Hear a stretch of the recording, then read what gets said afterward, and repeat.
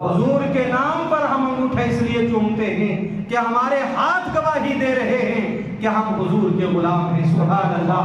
اور ہماری زبان جب اس سے صلی اللہ علیہ یا رسول اللہ وسلم علیہ یا حبیب اللہ الصلاۃ والسلام علیہ یا رسول اللہ پڑھ لے، الصلاۃ والسلام علیہ یا حبیب اللہ، الصلاۃ والسلام علیہ یا نور اللہ، جب یہ صلاۃ و سلام سے ہماری زبان تر رہے گی، سبحان اللہ سبحان اللہ، تو گویا ہم نے زبان کے ذریعے بھی اقرار کر دیا کہ ہم حضور کے غلام ہیں۔ اسی طریقے سے دل سے بھی حضور کی محبت کرنی ہے۔ یہ نہیں کہ جب ہم اہل سنت کی محفل میں ہوں وہاں انگوٹھا بھی چوم لیا، وہاں پر سلام بھی پڑھ لیا، اور جب ان کی محفلوں میں ہوں، منافقین کی محفلوں میں ہوں، تو ان کی خوشنودی کے لیے ہم نے اپنے ظاہری اعضاء کو بھی حضور کی غلامی کا اظہار نہ کیا، تو پھر اس غلامی کا کوئی فائدہ نہیں ہے۔ غلام مصطفیٰ وہ ہوتا ہے جو ہر حال میں حضور کی غلامی کا ثبوت پیش کرتا ہے۔ حضرات محترم، کیسی محبت کرنی ہے، کیسی محبت کرنی ہے۔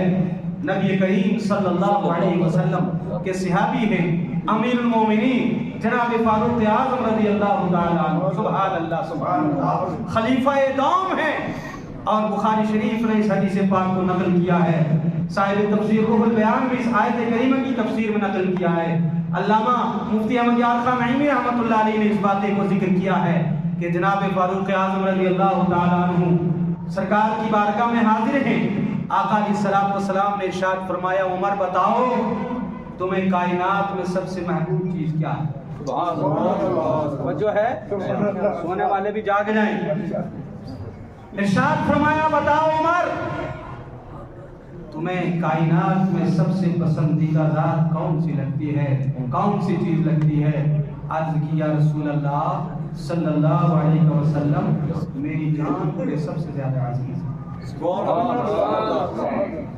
ارے اس جان کے عزیز ہونے کا معنی اس دور میں بھی کوئی نہ سمجھ سکے تو پھر اس پر بڑا افسوس ہے۔ ابھی یہ معاملہ ہوا تو لوگ شہروں کو چھوڑ کر گاؤں چلے گئے، توجہ ہے، پہلے لوگ گاؤں سے شہر میں آتے ہیں، آپ الٹا ہو گئے، شہر چھوڑ کر گاؤں جا رہے ہیں۔ آپ پوچھا کیوں جا رہے ہو؟ توجہ ہے، سب کی زبان سے آئے گا مولوی صاحب جان بچائیے، توجہ ہے۔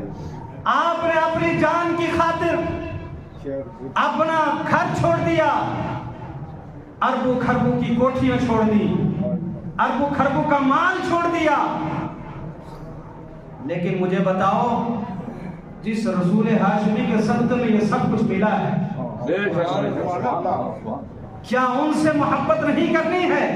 یہی جواب جب امیر المومنین فاروق اعظم رضی اللہ تعالیٰ عنہ نے دیا تھا، آقا کائنات صلی اللہ علیہ وسلم نے ارشاد فرمایا، اے فاروق ابھی تم مومن کامل نہیں بنے۔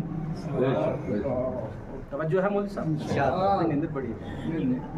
ابھی تم مومن کامل نہیں بنے ہو۔ عرض کرنے لگے، یا رسول اللہ نمازیں آپ کے ساتھ پڑھتا ہوں، یا رسول اللہ جنگوں میں آپ کے ساتھ رہتا ہوں، سبحان اللہ، یا رسول اللہ صلی اللہ علیہ وسلم آپ کی اتباع کرتا ہوں، آپ کے حکم پر عمل کرنے والا ہوں، یا رسول اللہ مجھ میں کون سی خامی ہے کہ میں ابھی مومن کامل نہیں ہوا؟ آقا کریم صلی اللہ علیہ وسلم فرمایا، نہیں ابھی فاروق تم مومن کامل نہیں بنے۔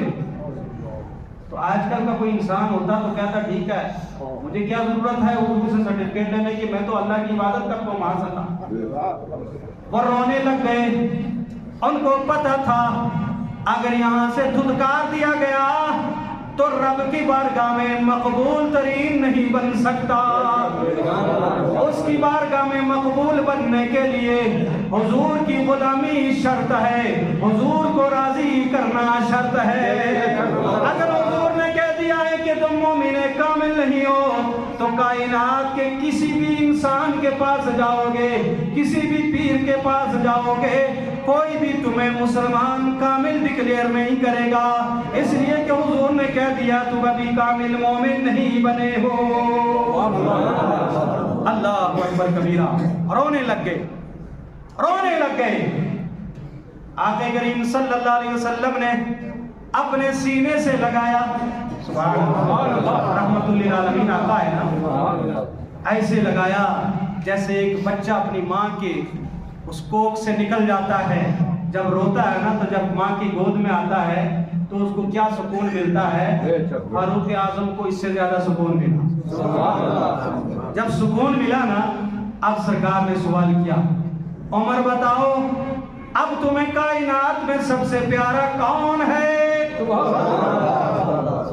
عرض کیا رسول اللہ صلی اللہ علیہ وسلم، مال بھی ہے، جان بھی ہے، سب کچھ ہے، مگر یا رسول اللہ وہ آپ کے بعد ہے۔ یا رسول اللہ مال بھی ہے، جان بھی ہے، لیکن جان سے بھی زیادہ عزیز آپ ہیں۔